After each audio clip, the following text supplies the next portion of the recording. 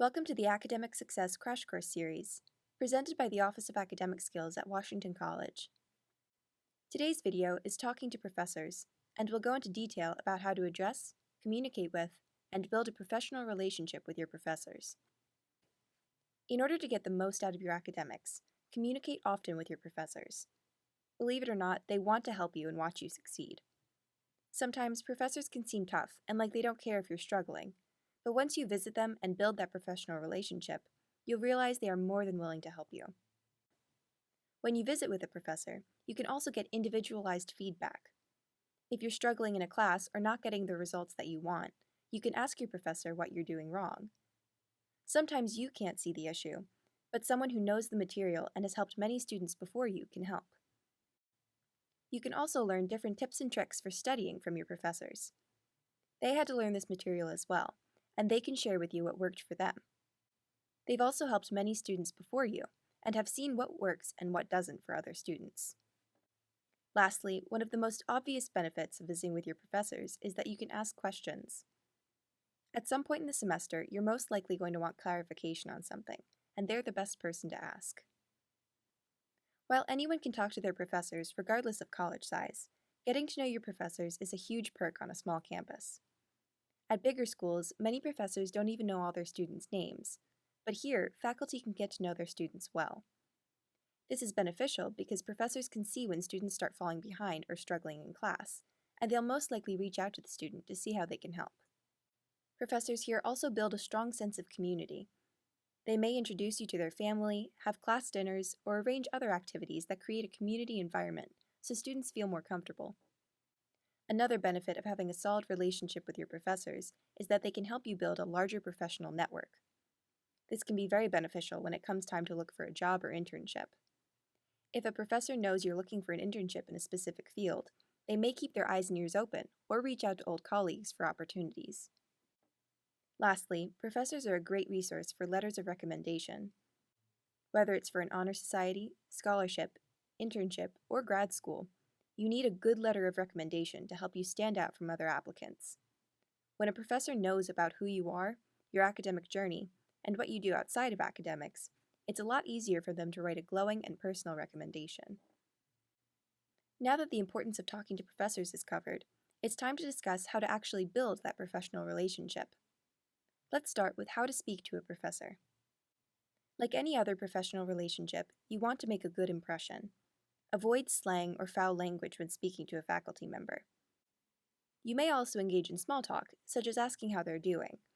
However, if your professor says they can quickly talk to you, you better get to the point. They have a busy schedule, so make sure that you make the most of your time and theirs. There are many ways you can communicate with your professor, but the best way to build that professional relationship is in person via office hours. The most important thing you can do is stop by their office and introduce yourself within the first couple weeks of the semester. It may seem strange at first going to office hours just to introduce yourself without questions about an exam or assignment, but professors are used to it, and most encourage their students to come say hello. Some professors have even gone so far as to give bonus points to the students who visit their office hours in the first week of classes. Visiting office hours also helps professors put a face to your name, and will make you more comfortable for future visits. When you have questions later in the semester, you'll likely be more comfortable going to them since you already broke the ice, and there won't be any excuses because you already know where their office is. There are a few do's and don'ts you should keep in mind when visiting a professor's office. First, you'll want to make sure you address them by their proper names. By doing so, and by being respectful and polite, you'll create a good impression. You should also come prepared with specific questions. You may forget a question while you're there, so it's a good idea to write your questions down beforehand.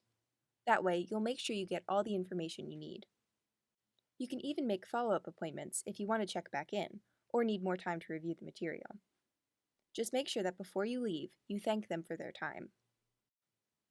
Let's move on to the don'ts. If you see a professor's door closed, or if their door is open and they are helping another student, don't barge into their office. If the door is closed, you can knock and see if they're available. If the door is open and you can see them helping another student, wait until they're done before asking to speak to them. And if their door is open and no one else is in their office, ask if they're available to speak with you. Don't just walk in and assume that they have time for you.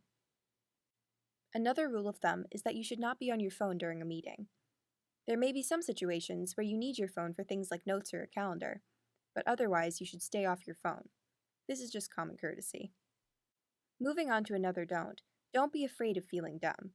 Professors don't expect students to understand everything right away, and they're more than happy to review material with a student to help them learn. They won't look at you as any less of a student because you asked for help. They'll most likely think highly of you for seeking out help and trying to learn. With that being said, you don't want to have unrealistic expectations. For example, don't think you can fit 5 weeks of class material into an hour-long appointment.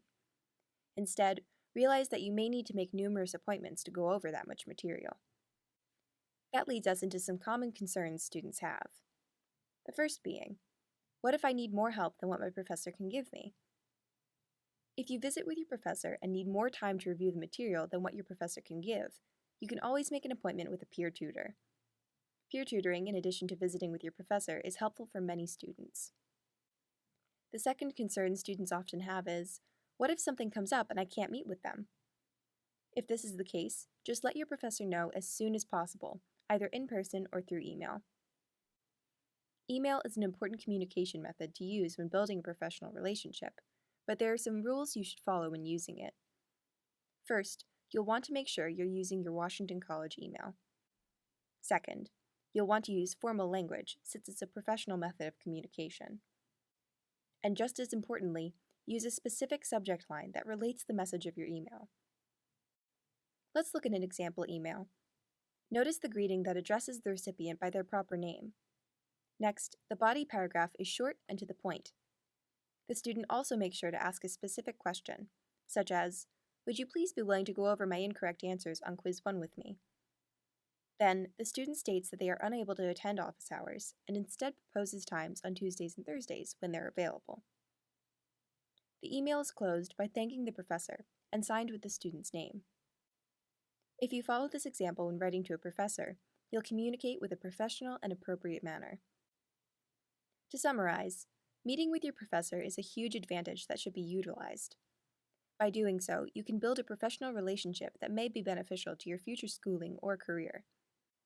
When building that professional relationship, meet during office hours or make an appointment and write clear, concise emails. And one of the biggest things to remember is that it's okay to ask your professors for help. If you would like to go into more detail, please visit the Office of Academic Skills webpage and make an appointment with an academic skills tutor.